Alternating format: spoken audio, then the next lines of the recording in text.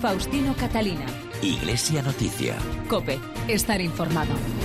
Saludos amigos, muy buenos días. Hoy es domingo 25 de marzo, domingo de Ramos, y es el momento de dar paso a esta hora a los minutos para la información eclesial que les ofrecemos cada 7 días, con el repaso de lo más destacado de estas últimas jornadas en el mundo y aquí en España. Será hasta las 9 de la mañana en que les ofreceremos, como siempre, desde Toledo la Santa Misa. Este es el programa 1560 que llega a ustedes gracias a Rosa Muñoz en el control de sonido y a Amparo Latre en la producción, y con los siguientes titulares. El lunes se cumplió el 5º aniversario del comienzo del pontificado del Papa Francisco, que preside a partir de hoy las principales celebraciones de la Semana Santa. Francisco ha confirmado su visita a Irlanda en agosto para participar en el Encuentro Mundial de las Familias. Los obispos de Venezuela critican al gobierno por querer mantenerse en el poder a costa del sufrimiento del pueblo y llaman a la oposición a una mayor coherencia. Los de México animan a sus conciudadanos a buscar el bien posible y no el mal menor cuando acudan a las urnas en este año electoral. La Iglesia recibirá 256 millones de euros de la recaudación a través del impuesto sobre la renta, aunque ha disminuido el número de contribuyentes que marcan la X. Y el próximo Viernes Santo, y con el lema Me amó y se entregó por mí, se celebra la tradicional colecta pontificia por los santos lugares. Iglesia Noticia. COPE. Estar informado. Comenzamos el informativo de hoy con la vista puesta en el Vaticano, donde el Papa Francisco preside a partir de hoy, domingo de Ramos, las principales celebraciones de esta Semana Santa. Entre ellas, un año más, el Papa celebrará los oficios del Jueves Santo en un centro penitenciario de Roma, donde lavará los pies a varios reclusos. Hoy, este domingo, se celebra la edición anual de la Jornada Mundial de la Juventud, justo cuando acaba de clausurarse el Presínodo de los Jóvenes, que ha tenido lugar esta semana como preparación del Sínodo de octubre y en el que han participado 300 jóvenes de todo el mundo. Corresponsal de la cadena COPE en Roma y el Vaticano, Eva Fernández, buenos días. Buenos días. Hoy es un domingo grande en la Plaza de San Pedro, que ya está engalanada con cientos de olivos. A las 10 de la mañana el Papa bendecirá las palmas y ramas de olivo y al finalizar la procesión celebrará la misa de la Pasión del Señor. Será el inicio de la semana más importante para toda la cristiandad, que en Roma gira en torno al sucesor de Pedro, por lo que el Papa Francisco presidirá con gran solemnidad todas las ceremonias que centran el triduo pascual. Pero hoy, efectivamente, el Domingo de Ramos coincide con la Jornada de la Juventud a nivel diocesano y el Papa recibirá simbólicamente las conclusiones del Presínodo de los Jóvenes, que se ha desarrollado a lo largo de toda la semana y en el que, entre otros temas, los jóvenes han pedido transparencia y credibilidad a la Iglesia, que a la vez sepa reconocer con humildad los errores del pasado y del presente. El cardenal Baldisieri es el secretario general del Sínodo. En definitiva, los jóvenes reclaman una Iglesia hacia afuera, que sepa dialogar sin prejuicios con la modernidad, en particular con el mundo de las nuevas tecnologías. Digamos que los participantes en el sínodo han dado muestras de una gran seriedad y de una generosa apertura y espontaneidad. El cardenal ha confirmado que en el presínodo participaron unos 15.300 jóvenes, tanto directamente en Roma como de forma virtual. Su opinión será uno de los documentos que estudiarán los obispos de todo el mundo reunidos en octubre para el sínodo, que, como sabemos, tendrá como tema los jóvenes, la fe y el discernimiento vocacional. Y los jóvenes también tendrán su protagonismo a lo largo de la semana, porque han llegado de todos los continentes para asistir al Congreso UNIF, organizado por la prelatura del Opus Dei.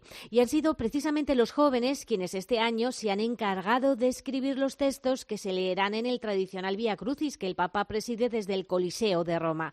Por fin, ya en el domingo más alegre del año, el de Pascua, asistiremos a la bendición Urbi et Orbi que COPE transmitirá en directo. El lunes se cumplió el 5º aniversario del comienzo oficial del pontificado del Papa Francisco. Con este motivo, la oficina de prensa de la Santa Sede publicaba algunas de las cifras que han marcado este lustro. Entre ellas, que Francisco ha nombrado 61 cardenales, ha canonizado a 880 santos y ha realizado 22 viajes internacionales, lo que equivale a casi 6 vueltas al mundo. Entre las múltiples iniciativas que ha llevado a cabo se encuentra la constitución de la Pontificia Comisión de Protección de Menores frente a los abusos sexuales, siguiendo la línea marcada por su predecesor Benedicto XVI. Cuéntanos, Eva. Aunque la noticia no ocupará titulares, la Comisión de Menores impulsada por el Papa Francisco es probablemente la mejor preparada del mundo de cara a la elaboración de directrices y a la formación de la Curia Romana y de las diócesis e institutos religiosos a través de cursos prácticos. En el pasado mes de febrero, el Papa renovó la comisión incorporando 9 miembros que se añaden a los 7 reconfirmados en el cargo. El padre Hans Schellner es miembro de la comisión y preside a la vez el Centro para la Protección de la Infancia de la Pontificia Universidad Gregoriana y asegura que el Papa ha sido siempre muy tajante en su condena a los pederastas. Por este motivo, en la comisión se trabaja a destajo. El número de comunicaciones que llegan requieren una respuesta eficaz y delicada en la que han de incluirse numerosos factores. La Iglesia Católica está presente en todo el mundo, por lo que llegan cartas sobre este tema de hasta 200 países, con una complejidad y un contexto cultural que hay que conocer. No solo lo que comunica la persona, sino también las cuestiones legales y la jurisdicción, el contexto histórico y cultural de donde vienen todos estos casos. El padre Schellner es uno de los principales impulsores de la nueva alianza global que desde la Universidad Gregoriana busca fortalecer la prevención en la protección de los menores, facilitando el intercambio de experiencias y organizando congresos y seminarios como el que abordó la seguridad de los niños en el mundo digital. El Papa Francisco ha aceptado la renuncia del prefecto de la Secretaría para la Comunicación de la Santa Sede, el sacerdote italiano Eduardo Vigano, tras omitir algunos párrafos de una carta de Benedicto XVI. Vigano explica que decidió renunciar por respeto a las personas que han trabajado con él durante estos años y para evitar que el motu proprio sobre la reforma de la comunicación pueda sufrir algún atraso. Es el momento para el comentario desde Roma de Antonio Pelayo. Buenos días. Buenos días. Del árbol caído no se hace leña, dice un sabio refrán italiano. No lo han seguido muchos colegas que estos días han atacado con saña al dimitido prefecto de la Secretaría para la Comunicación, Monseñor Dario Vigano. No seguiremos nosotros en esa línea al escribir este comentario, pero me parece obligado a afirmar desde el principio que su dimisión era inevitable. Eso explica que Francisco la haya aceptado tan rápidamente. Monseñor Vigano ha cometido varios errores mayúsculos. El primero, poner en una delicada situación al Papa emérito, solicitándole un comentario denso y conciso sobre una discutible colección de libritos sobre la teología del Papa Francisco. En segundo lugar, hacer pública la carta reservada y personal que le había dirigido Benedicto XVI. Por fin, ofrecer de la misma a la opinión pública una versión fragmentada en la que faltaban 2 párrafos importantes para comprender por qué el Papa emérito no aceptaba la invitación del intrépido Monseñor. Las consecuencias de este, llamémoslo traspiés, han sido graves. Ha minado la credibilidad de la nueva Secretaría para la Comunicación, tan poco respetuosa con la más elemental ética profesional. Ha facilitado, además, tergiversar la relación que existe entre Ratzinger y Bergoglio, tan excelente que el emérito no duda en hablar de una continuidad interior entre ambos pontificados. Con la salida de Vigano, queda igualmente en entredicho la reforma del sistema informativo de la Santa Sede, sin duda necesaria, pero hasta ahora ejecutada con tosquedad, absoluta falta de tacto y una evidente tendencia a ocupar los primeros planos de la actualidad en vez de trabajar seria y calladamente, como era su deber y el estilo de la casa. Desde Roma les ha hablado Antonio Pelayo. En el Vaticano se ha presentado un nuevo libro, Entrevista del Papa, también el pabellón de la Santa Sede en la Bienal de Arquitectura de Venecia y la confirmación de que Francisco viajará en agosto a Irlanda para participar en el Encuentro Mundial de las Familias. Eva, cuéntanos. Sí, aunque era un secreto a voces, todavía faltaba la confirmación oficial de que el Papa Francisco acudiría a la cita con las familias de todo el mundo en Dublín, y fue él mismo quien lo anunció tras recibir el icono que presidirá este encuentro mundial. Con ocasión del próximo Encuentro Mundial de las Familias, tengo intención de acercarme a Dublín el 25 y 26 de agosto de este año. Agradezco desde ahora a todos los que colaboran para preparar este viaje. Gracias.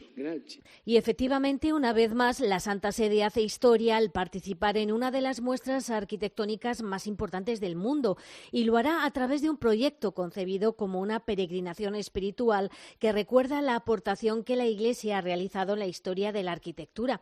El cardenal Ravasi es el comisario del pabellón de la Santa Sede. Hemos optado no por crear un pabellón tradicional, sino por proponer un peregrinaje, un itinerario por el interior del bosque que, según la tradición de todas las culturas, es el lugar de la meditación, del silencio, que permite a la vez la intensidad. Por otra parte, la semana también nos ha dejado un nuevo libro entrevista del Papa Francisco que lleva por título Dios es joven, en el que Francisco responde a las preguntas del periodista Tomás Leoncini sobre la situación actual de los jóvenes, sus retos, sus preocupaciones y su futuro.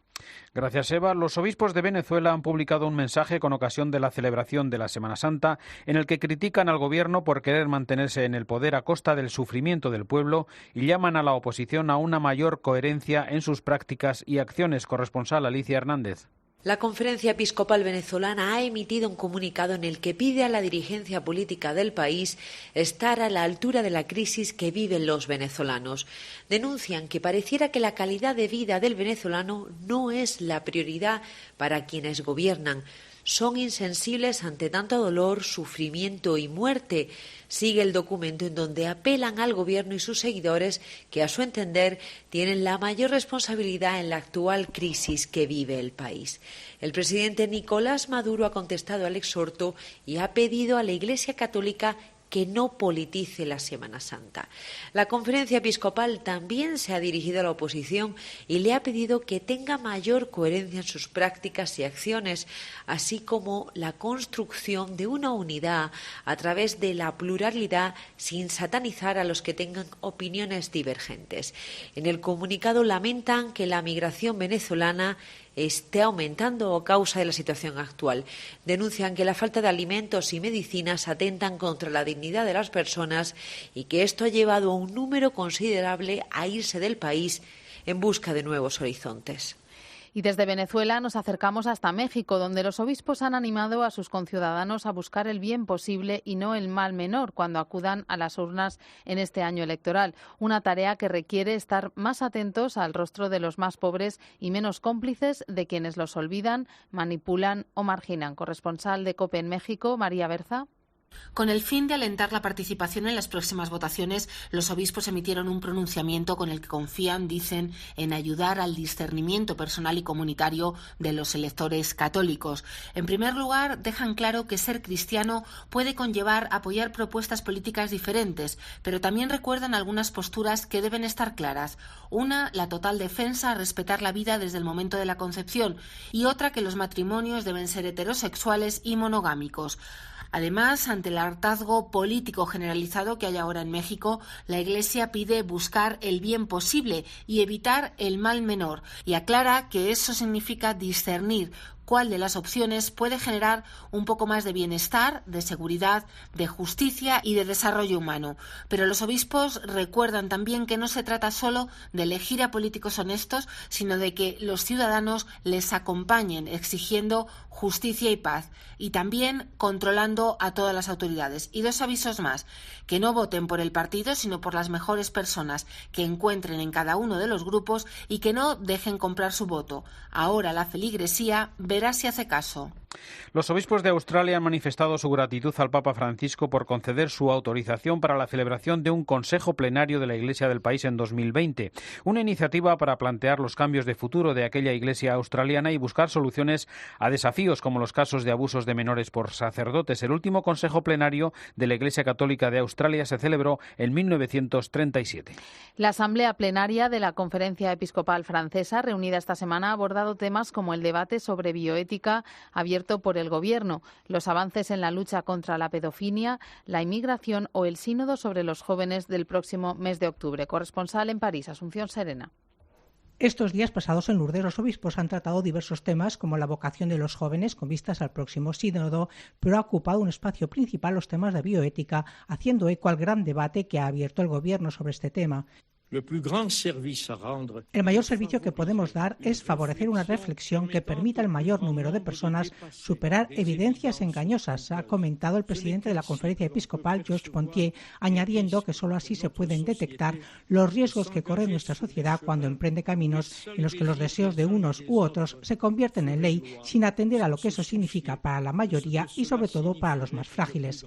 Con este objetivo, los obispos han emitido un documento llamando a un despertar de las conciencias sobre el fin de la vida, titulado Sí a la urgencia de la fraternidad, en el que invitan a desarrollar los cuidados a las personas más vulnerables y alertan contra la instrumentalización de la libertad de los pacientes. En el documento afirman que las posibilidades de aliviar los sufrimientos en todas sus formas no son suficientemente conocidos y que es urgente combatir esta ignorancia, que es fuente de miedos que nunca son buenos consejeros y que finalmente son los que se reflejan en los sondeos de opinión.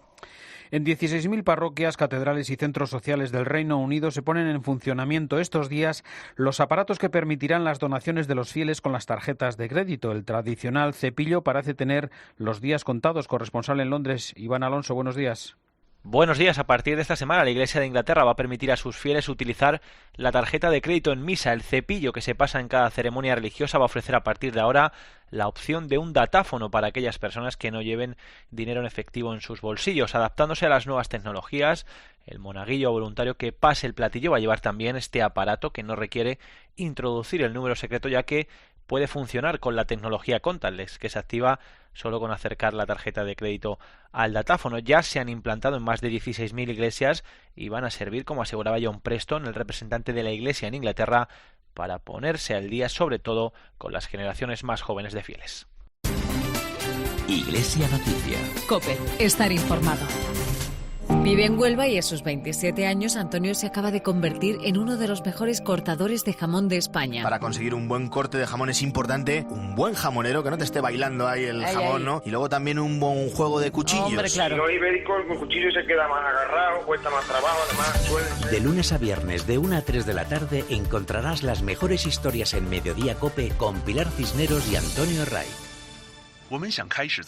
Perdona, ¿puedes repetirlo? Duda número 56. Déjalo, dudo que nos vayamos a entender. En ICO te facilitamos la financiación para hacer realidad tus proyectos, para que lleves tu negocio tan lejos como quieras. Líneas ICO. Empieza a creer. Sí, Saisian. Infórmate en tu banco, en ICO.es o en el 900-121-121. Iglesia Noticia. COPE. Estar informado. La Conferencia Episcopal Española ha presentado los datos de la asignación tributaria registrados a favor de la Iglesia en la declaración de la renta de 2017.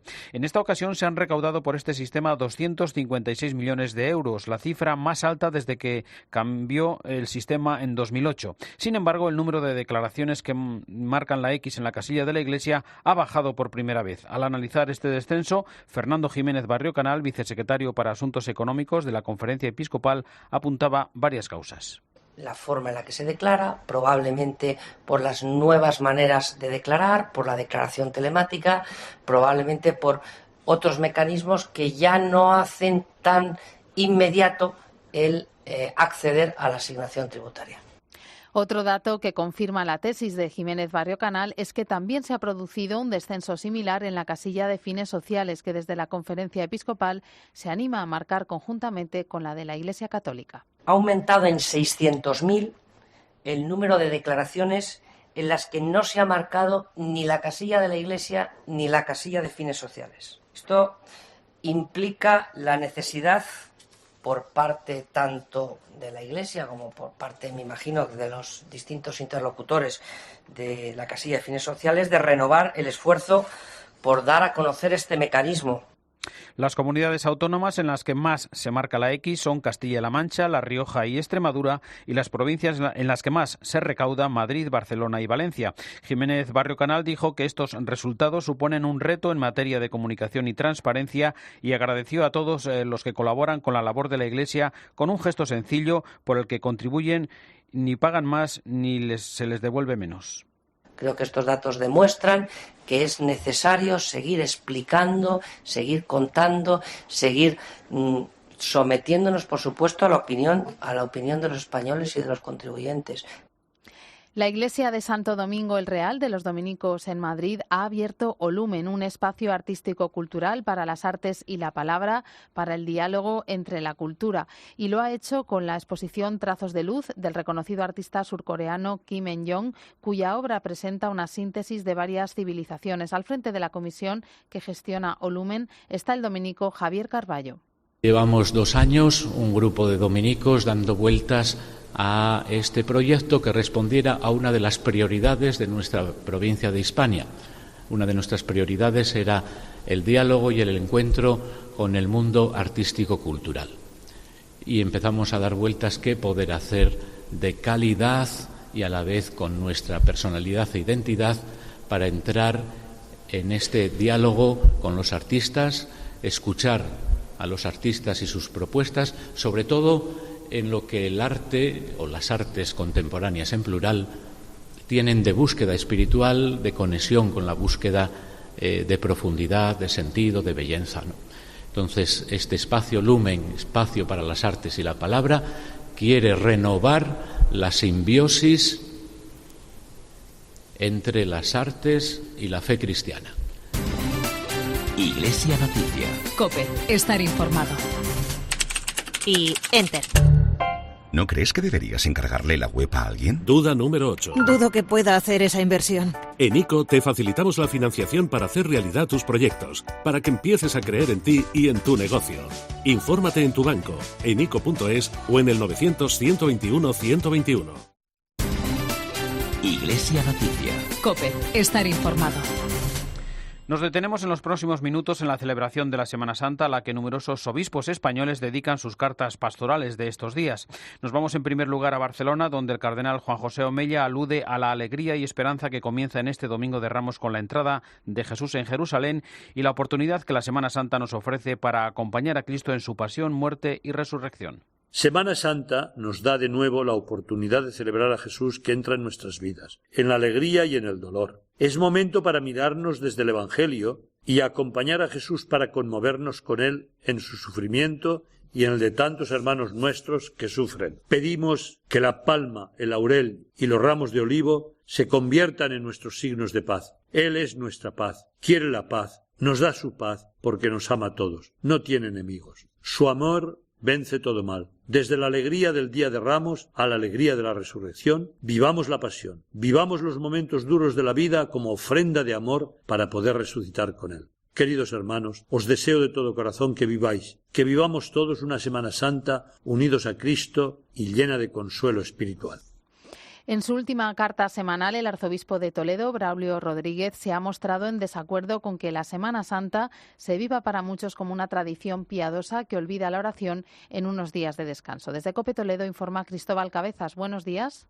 Braulio Rodríguez subraya que la muerte de Jesús y lo que significa para el mundo de hoy y nuestra sociedad se evita cuidadosamente y no se entra en ella invitándonos a reflexionar, a orar, a un silencio interior. En este punto, el también primado de España señala que si en otro tiempo la muerte suponía un dolor en la vida de los hombres y de las mujeres con una intensidad que poco a poco se iba viviendo, hoy los medios de comunicación tienen a la sociedad tan habituada a las desgracias y al rostro del dolor que paradójicamente podemos llegar a olvidarnos de esas muertes.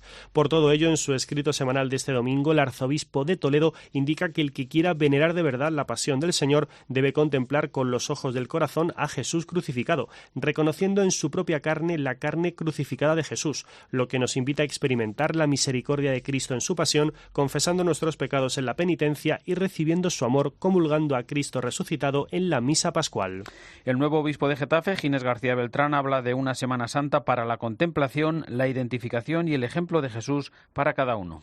Por una parte, la contemplación. La Semana Santa es para contemplar el rostro dolorido de Cristo, el que por nosotros se hizo hombre, padeció, murió y resucitó. Son buenos días para mirar al Señor, son buenos días para entrar en Él. Una segunda actitud sería la identificación. Como dice San Pablo en la carta a los Filipenses, tener los mismos sentimientos de Cristo Jesús. La mirada de la contemplación se hace unitiva, padecer como Él padeció, sufrir como Él sufrió, entrar en su carne, entrar en su vida. Y la última actitud para vivir la Semana Santa, seguir el ejemplo del Señor. Que su pasión, muerte y resurrección sean un verdadero ejemplo para mi vida, sean un modelo, un estilo de mi vida. Nos vamos ahora hasta Tierra Santa con una numerosa afluencia de peregrinos un año más para celebrar la Semana Santa en los santos lugares y con la noticia de esta semana de que el ejército israelí ha comenzado a desminar la orilla del río Jordán donde fue bautizado Jesús. Corresponsal en Tierra Santa, Daniel Blumenthal. Coincidiendo con las Pascuas, el Ministerio de Defensa israelí comenzó un proyecto destinado a desminar la zona del sitio del bautismo de Jesús, Qasr el-Yahud, a la orilla del río Jordán, junto a la frontera con Jordania, unos 40 kilómetros al este de Jerusalén. La zona a ser limpiada de explosivos abarca 1 millón de metros cuadrados y se estima que de la misma se desmantelarán aproximadamente 3.000 artefactos explosivos, principalmente minas personales y minas contratanques, además de otros remanentes de la guerra de junio de 1967. El director de la Autoridad Nacional Israelí de Acción contra las Minas, Marcel Aviv, dice que se trata de un operativo muy especial, de mucha importancia para millones de personas y para la seguridad de todos los peregrinos que visitan el sitio histórico. En la zona de Qasr el-Yahud, el sitio a la orilla del río Jordán que, de acuerdo con la tradición cristiana, fue Jesucristo bautizado por Juan, hay 8 iglesias de diversas denominaciones y a pesar de las limitaciones de seguridad es visitado anualmente por decenas de miles de peregrinos. La limpieza de minas está en plena actividad y estas Pascuas, que vuelven a coincidir con el Pesaj judío, acercaron a Tierra Santa a decenas de miles de visitantes.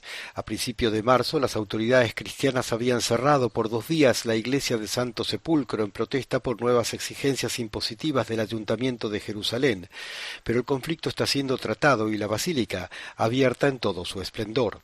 Este domingo de Palmas, miles de peregrinos ascenderán al Monte de los Olivos para seguir los pasos de Jesús a su llegada a Jerusalén. Muchos otros tomarán el bus y visitarán con seguridad el sitio del bautismo en el Jordán. Recordamos que el próximo Viernes Santo y con el lema Me amó y se entregó por mí se celebra la tradicional colecta pontificia por los santos lugares y las obras que la custodia de Tierra Santa regenta en el país de Jesús. De su significado nos habla en COPE el franciscano Fray Emérito Merino. Oír ya la expresión Tierra Santa, uno se emociona. Se emociona porque allí están nuestras raíces. Allí están las primeras comunidades cristianas. Claro, la Iglesia Universal tiene que mirar a aquel lugar. Y de manera especial tiene que mirar allí que, por deseo expreso del Papa, pues quiere que se hable de Tierra Santa, la realidad de Tierra Santa a los cristianos del mundo entero, quiere que se ore por las comunidades allí presentes y quiere también pues pedir una ayuda para ayudar allí a tantas y tantas necesidades. Ya que el ser cristiano allí en Tierra Santa, me lo decía hace poco un guía palestino, cristiano, ser cristiano allí es un milagro. Esto lo tenemos que tener pues muy presentes los cristianos que estamos por el mundo entero para que les recordemos. Y recordamos que al igual que otros años la cadena COPE les ofrecerá una programación especial de Semana Santa que comenzará a las 5 de la tarde del próximo Jueves Santo con la transmisión de los oficios desde la Catedral de Oviedo. A partir de las 9 comenzará la Noche Luminosa en la que en sucesivas conexiones viviremos las celebraciones y procesiones de Granada, Málaga, Valladolid, Zamora y Sevilla y con la madrugada a partir de las 5:30 el Vía Crucis de penitencia desde Ávila. A mediodía del Viernes Santo llegará el Sermón de las 7 Palabras desde la Plaza Mayor de Valladolid y a las 3:30 de la tarde la conmemoración de la muerte de Cristo desde Granada. Poco después de las 9 de la noche el Vía Crucis con el Papa Francisco desde el Coliseo Romano. Terminamos así el informativo Iglesia Noticia, el programa 1560 en este domingo 25 de marzo de 2018, domingo de Ramos. Llega la última hora de la actualidad en España y el mundo y después la Santa Misa. Hasta el próximo domingo, un saludo de Amparo Latre y de Faustino Catalina. Que pasen una feliz semana.